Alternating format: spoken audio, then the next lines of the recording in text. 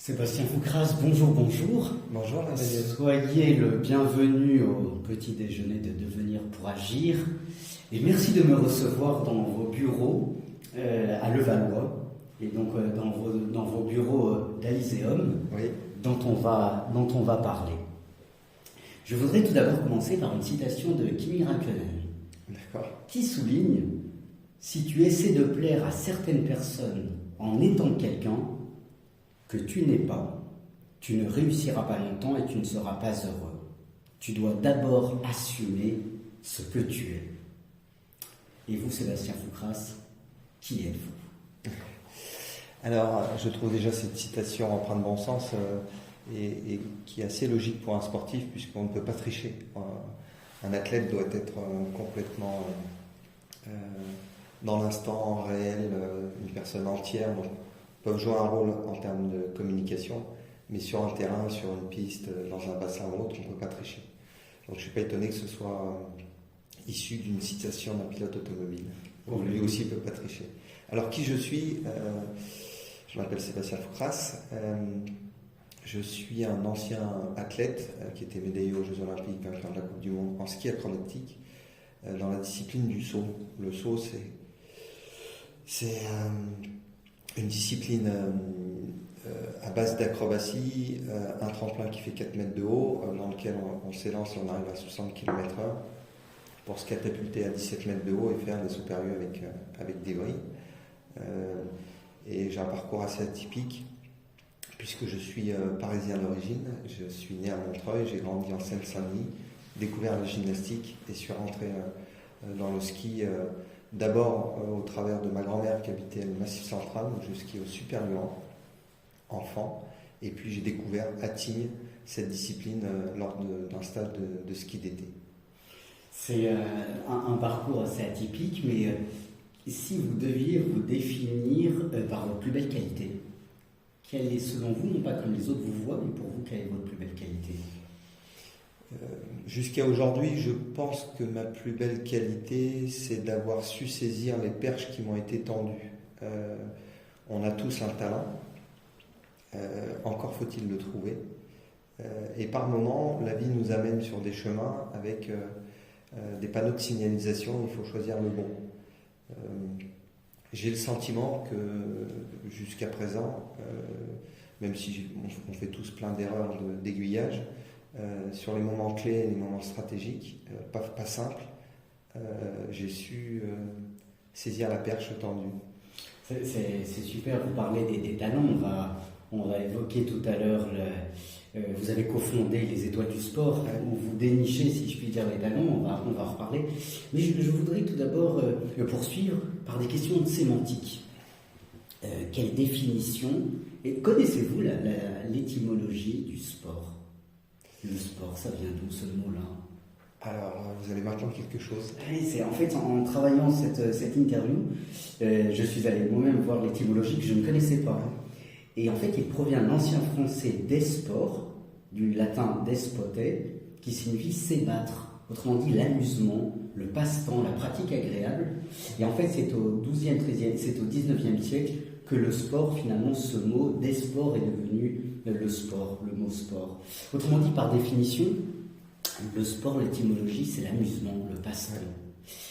Ma question est la suivante, Sébastien Foucras. Si, étymologiquement parlant, le mot sport, c'est un amusement, un passe-temps, pourquoi est-il devenu professionnel ? Pourquoi on dit, finalement, je pense au foot, on dit jouer au foot, le jeu, le loisir, et finalement, ça devient professionnel, et donc ce n'est plus un passe-temps, mais un amusement. Alors, on peut être professionnel et conserver ce sourire, cet amusement que l'on retrouve dans certains très très grands champions. Je pense à Kylian Mbappé, on sent bien qu'il s'amuse et qu'il est à fond dans la définition même du mot sport. Après, c'est devenu professionnel parce que c'est aussi un spectacle et que c'est devenu un business. Mais je suis certain que 90% des athlètes, quelles que soient les disciplines, quelle que soit la médiatisation, c'est la passion, l'amusement poussé à l'extrême qui continue de les animer et pas ni la rentabilité ni l'image Et après, il y a des dérives sur tout. Mais je pense que c'est devenu professionnel parce que c'est un spectacle qui intéresse et il y a un marché qui s'est développé autour de ça. Alors là, vous parlez du marché, vous parlez du professionnalisme dans le sport. Pourquoi, et je pense particulièrement au foot, pourquoi finalement les salaires des footballeurs, quelle est l'éthique sportive quand on voit des salaires des millions d'euros pour des pratiques sportives, et je passe au foot. Bon, finalement, on achète quoi? On achète le talent, on achète le... Non, alors de façon très humble, je dirais que c'est toujours une question d'offre et de demande. Il y a beaucoup d'argent qui sont injectés dans le foot. Pourquoi? Parce que ça génère énormément d'argent dans les ventes de textiles, de chaussures, de droits télé, etc., etc. Donc à partir du moment où le gâteau est énorme, pourquoi les acteurs n'auraient pas une part forte du gâteau? Donc c'est totalement disproportionné, notamment dans l'opinion publique et dans la tête des gens normaux, dont je fais partie. Pour autant, l'explication, elle est là. Et pourquoi ils ne prendraient pas la part du gâteau? Donc il n'y a pas de jugement de valeur dans mes propos, il y a une explication de se dire il y a un énorme business, donc les acteurs en ont finalement une très faible partie. Et on ne parle que des cas exceptionnels qui sont sur des volumes financiers qui sont énormes, mais pour autant, on regarde les milliards que ça brasse. Il y a quelques dizaines d'élus qui ne sont pas nombreux, mais c'est parce qu'eux-mêmes sont des acteurs majeurs dans ce business-là.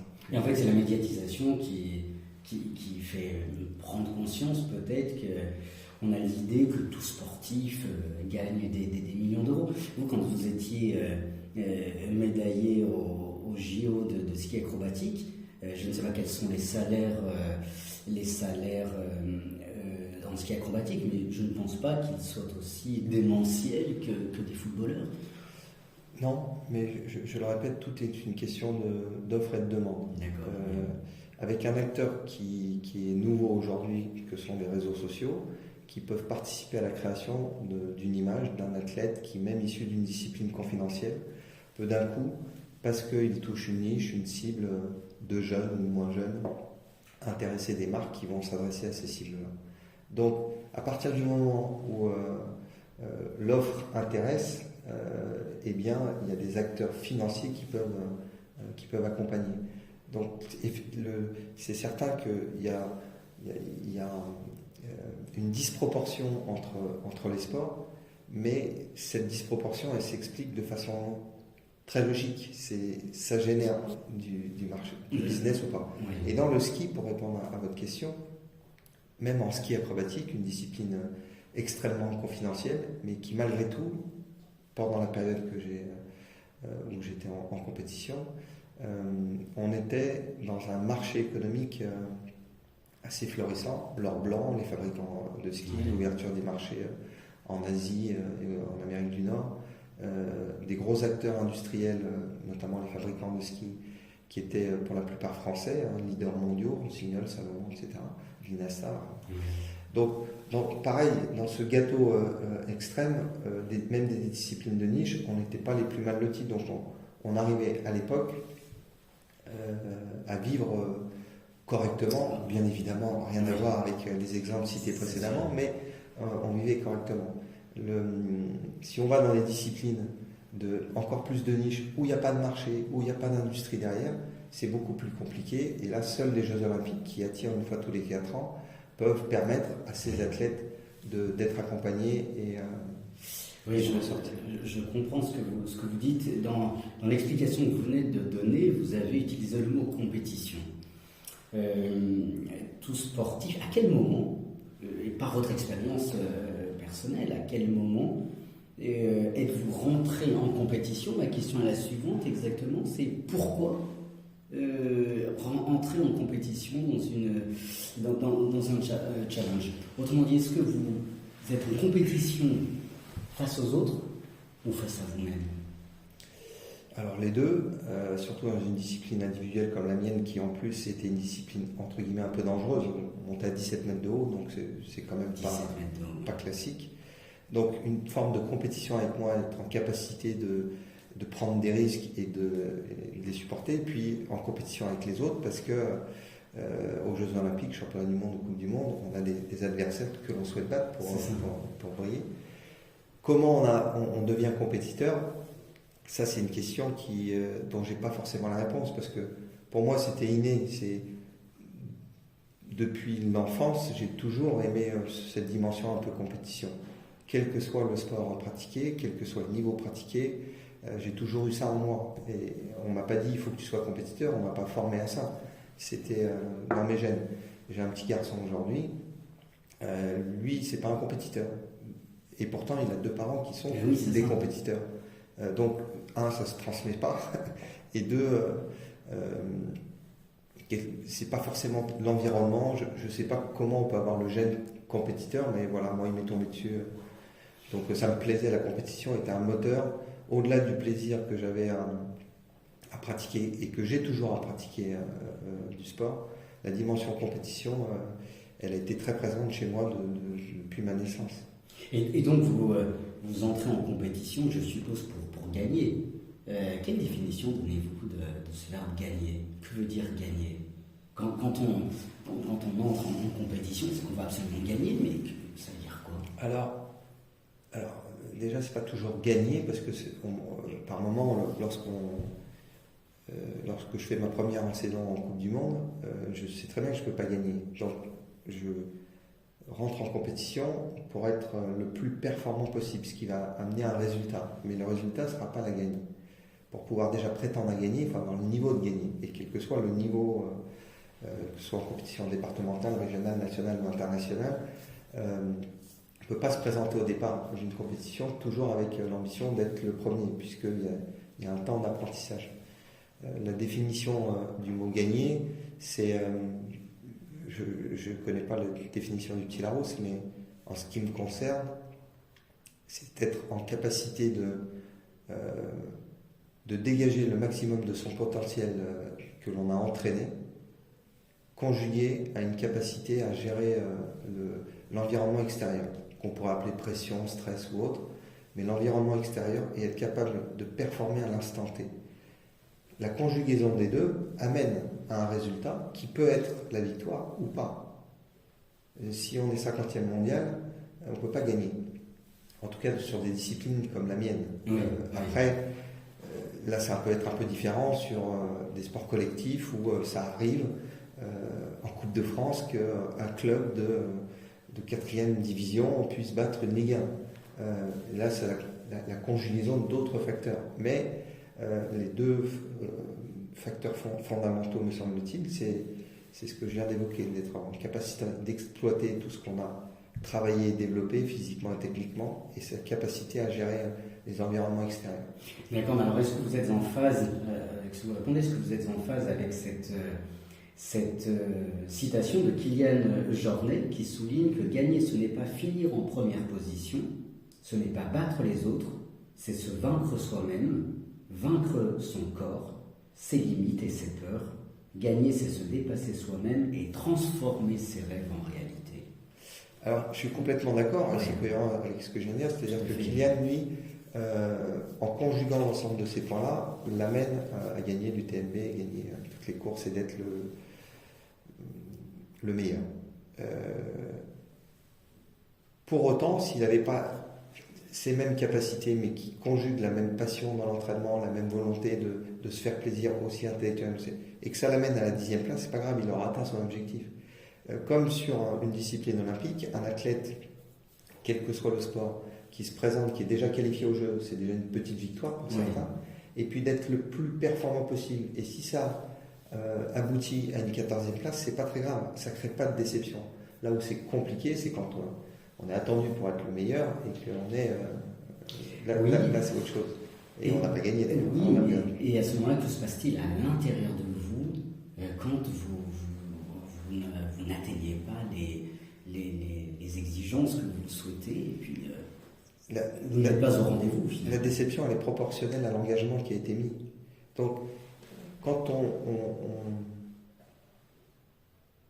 on a pour objectif, j'aime pas le mot rêve parce que le rêve a une dimension un peu inaccessible. quand on a pour objectif d'être champion olympique.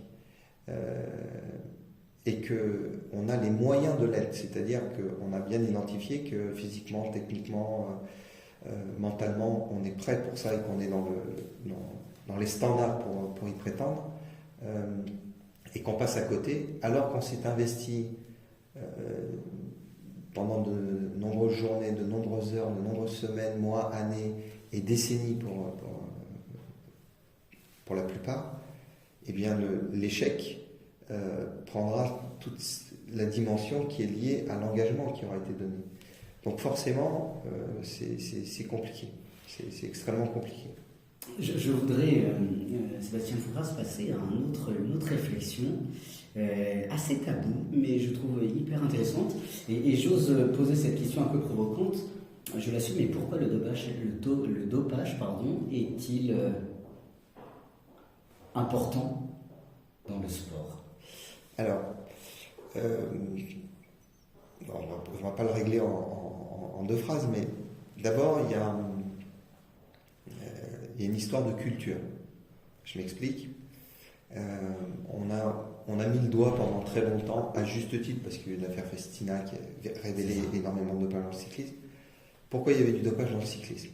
Pour la simple et bonne raison que les forçats de la route, quand ça a été inventé par le journal L'Équipe à l'époque, il y a plus de 100 ans, et qui faisait le Tour de France sans équipement, sans rien du tout, pour s'aider à maintenir l'effort, ils ont testé tout un tas d'éléments, ils buvaient du vin, et donc ça fait partie d'une forme de culture de trouver des palliatifs pour essayer de moins souffrir.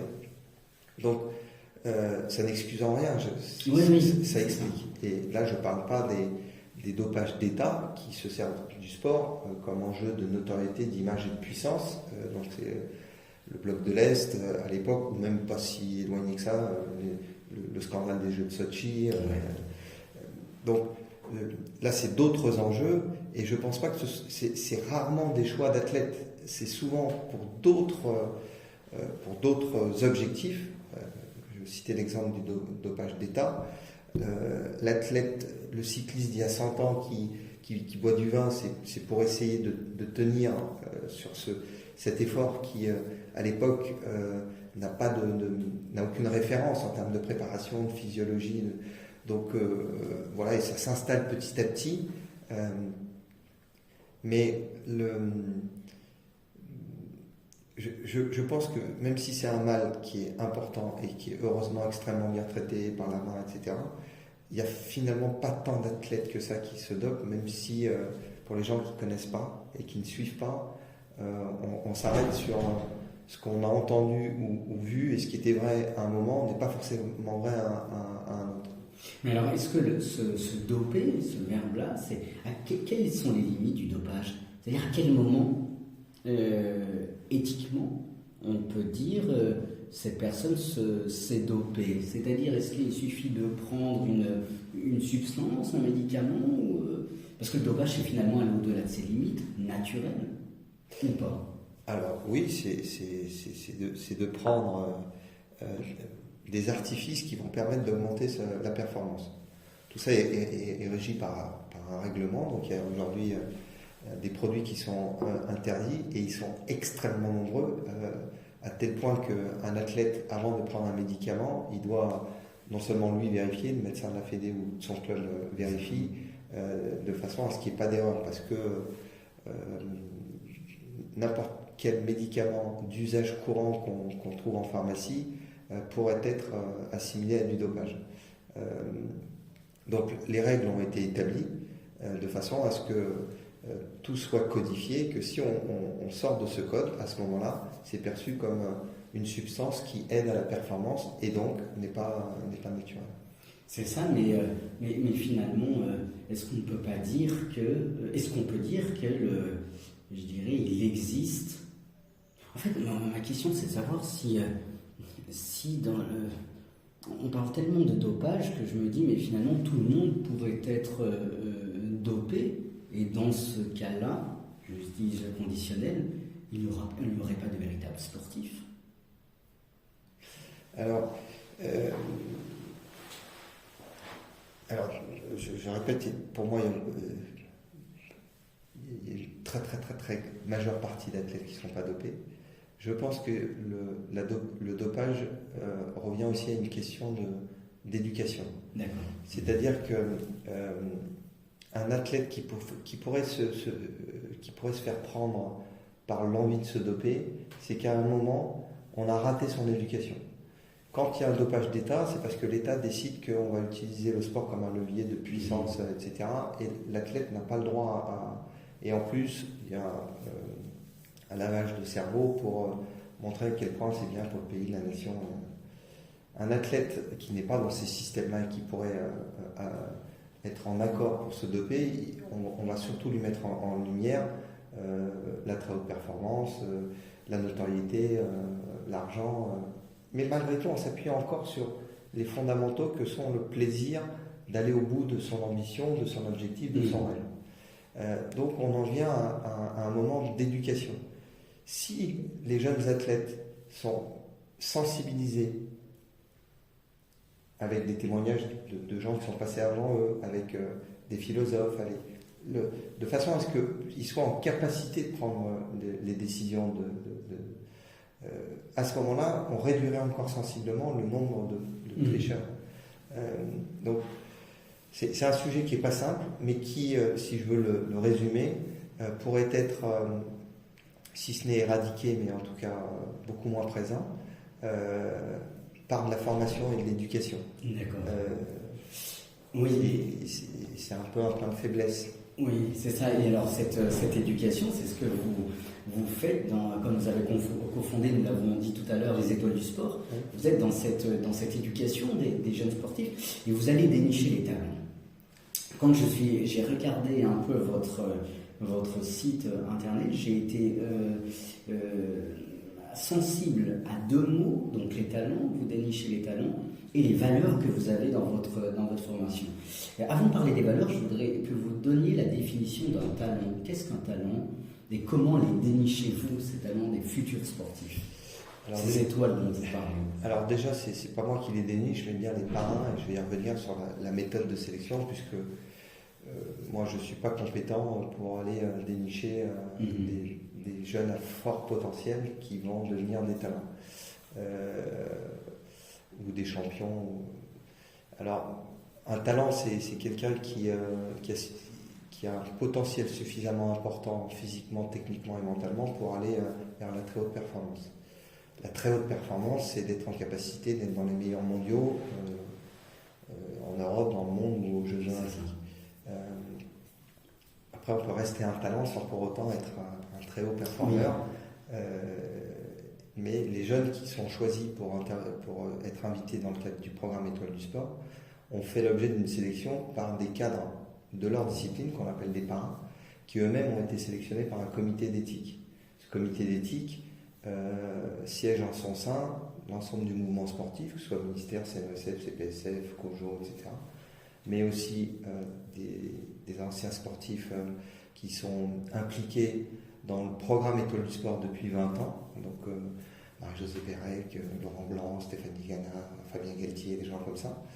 Et ensemble, on détermine 20 disciplines, donc 20 parrains différents, qui ont brillé par leurs résultats, mais aussi par leur comportement, qui, lorsqu'ils acceptent l'invitation, ont pour mission de choisir un jeune. Donc c'est eux qui sont encore en contact de leur discipline, parce qu'ils sont en activité ou qu'ils ont arrêté depuis moins de 2 ans. C'est eux qui se disent, c'est Raphaël Poiret, il y a un peu plus de 10 ans, qui se dit, le petit jeune Martin Fourcade, je pense que c'est un talent. C'est Jérôme Fernandez en handball qui, il y a quelques années, décide de jeter son dévolu sur Melvin Richardson, qui vient de gagner la Ligue des Champions ce week-end avec Barcelone. C'est Armel Lecléache, il y a 20 ans, qui est l'espoir de Karine Fauconnier en voile, etc., etc. Nous, on ne sait pas qui seront ces talents. Donc, ce sont les sportifs qui, en enquêtant, en se renseignant, parce qu'ils les connaissent déjà de façon proche, ont identifié que c'est un jeune qui a un potentiel pour aller vers la haute performance et qui se dit, ce jeune-là, je vais lui tendre la main pour lui permettre de rentrer dans le programme, parce que dans le programme, il va pouvoir bénéficier de tout le partage d'expérience à la fois des cadres, mais aussi des jeunes, et va être accompagné durant sa carrière et même son après-carrière, parce que tout l'enjeu finalement, même si on est séduit par le côté on va vous aider à très haute performance, l'enjeu c'est que ce soit de meilleurs hommes avec un grand H, comme les femmes, parce que la vie ne s'arrête pas à une performance hypothétique. Oui, tout à fait. Mais alors, on vous propose des talents, enfin on va dénicher ces talents, les personnes dont vous avez parlé. Ce qui m'a plu dans les étoiles du sport, c'est les valeurs sportives que vous prenez, vous défendez. Et j'ai relevé l'enthousiasme, l'exemplarité, la fraternité, la générosité, l'intégrité. Quelle est la différence? Je voudrais réfléchir rapidement sur ce mot d'exemplarité. Pour vous, quelle est la différence entre l'exemplarité, entre quelqu'un qui est un exemple et un modèle? Finalement, est-ce qu'un sportif, pour les jeunes générations, est-ce que c'est un exemple ou un modèle? Pour moi, c'est un exemple parce que l'exemple enseigne. Un modèle, dans ma perception, c'est plus quelqu'un que l'on affiche et qui est un peu moins palpable. L'exemple, et la dimension d'exemplarité, c'est parce que ça enseigne. Effectivement, les valeurs de l'événement sont extrêmement présentes, et ce depuis la genèse. La fraternité, parce que c'est une véritable famille qui se crée. La fratrie, c'est la famille. Donc, on crée une véritable famille qui va vivre. Et donc, fraternité, intégrité, générosité, enthousiasme, exemplarité sont les valeurs qui sont figées dans le marbre, dans la glace, et sur lesquelles on n'a jamais dérogé et qui vont continuer à être, je le souhaite, incarnées par l'ensemble des acteurs qui entrent dans le programme, puisqu'il y a chaque année 40 nouveaux athlètes qui rentrent dans le programme, ce qui permet d'avoir un panel de sportifs extrêmement large et de faire en sorte que la parole se transmette, que les exemples puissent justement enseigner. Et on a coutume de dire qu'une expérience, si elle n'est pas transmise, elle est perdue. Donc on va essayer de s'appuyer sur l'expérience des cadres pour qu'ils puissent faire grandir nos jeunes pousses plus vite et mieux que s'ils n'étaient pas rentrés dans ce programme. Oui, complètement. Vous êtes dans cette transmission. La philosophie, je pourrais dire aussi, est dans cette transmission, la transmission de la réflexion, de la pensée. L'étymologie de la philosophie, c'est l'amour de la sagesse. Le sport, c'est l'amour de quoi? Alors, c'est l'amour du plaisir, si on reprend la vie. Et ça doit le rester, quel que soit le niveau que l'on a. Après, forcément, si vous posez cette question à 10 personnes qui ont 10 profils différents, vous aurez 10 réponses différentes. Potentiellement, un athlète de très haut niveau, il peut vous dire le sport, c'est l'amour de la performance. Parce que, malgré tout, s'il fait du haut niveau, c'est pour être performant. C'est pas uniquement pour jouer. Même si la notion de jeu doit être primordiale, c'est malgré tout pour atteindre un objectif de performance. Sinon, on ne fait pas du sport de haut niveau. Et c'est pas grave, bien au contraire, parce que ça n'a pas que des vertus positives, le sport de très haut niveau.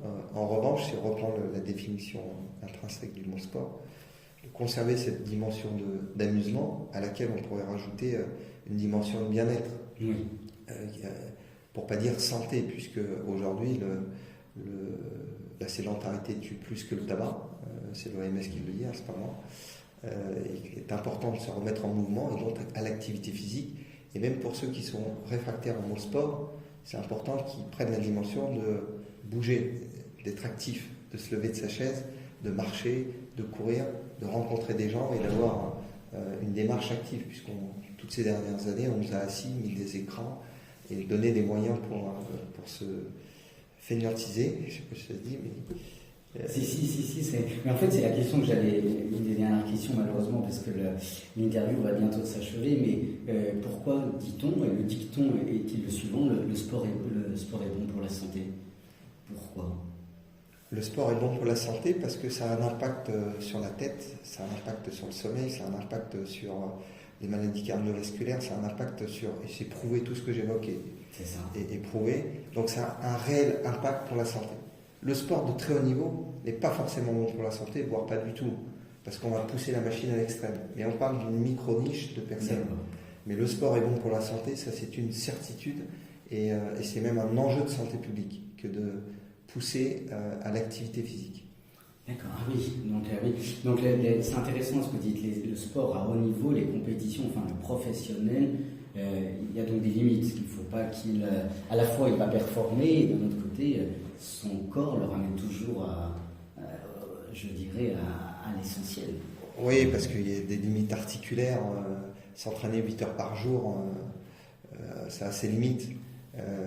Donc, de toute façon, tout ce qui est excessif, c'est vrai dans la nutrition, c'est vrai dans n'importe quoi. L'excès n'est pas bon. Mais heureusement, la grande majorité du sport au sens très très large, elle est excellente pour la santé, mais aussi pour la vie sociale, pour l'inclusion, oui, le sport c'est bon pour la santé et même plus. Sébastien Foucras, une toute dernière question au millier d'étudiantes et d'étudiants qui vous regardent aujourd'hui. Quel message d'espérance pouvez-vous leur offrir? De faire du sport, parce que justement, ça a un impact sur son bien-être physique et psychologique. Et de fait, on est en meilleure capacité pour gérer toutes les problématiques que la vie nous offre. Les amis, faites du sport. Tel vient de nous le demander et de nous le dire notre ami Sébastien Foucras. Sébastien Foucras, merci de m'avoir reçu. Merci Emmanuel. Merci beaucoup pour ce beau moment. Et je voudrais terminer par une phrase qui vous caractérise et qui caractérise aussi les étoiles du sport, qui vient de Lucrèce, qui souligne que les hommes se transmettent la vie comme les coureurs se passent le flambeau. Sébastien Foucras, vous êtes dans cette transmission. Les étoiles du sport, vous êtes des acteurs de la transmission. Et par la transmission, vous allez permettre aux nouvelles générations, non pas de croire en leur rêve, parce que j'aime bien ce que finalement pour vous le rêve n'existe pas, mais plus la performance, plus l'objectif, exactement, croire en eux-mêmes. Merci pour tout ce que vous faites pour ces jeunes générations. Merci d'être cet ambassadeur du sport. Et merci, moi c'est ce qui me touche le plus, pour votre humilité. Merci Emmanuel. Merci Sébastien Foucras.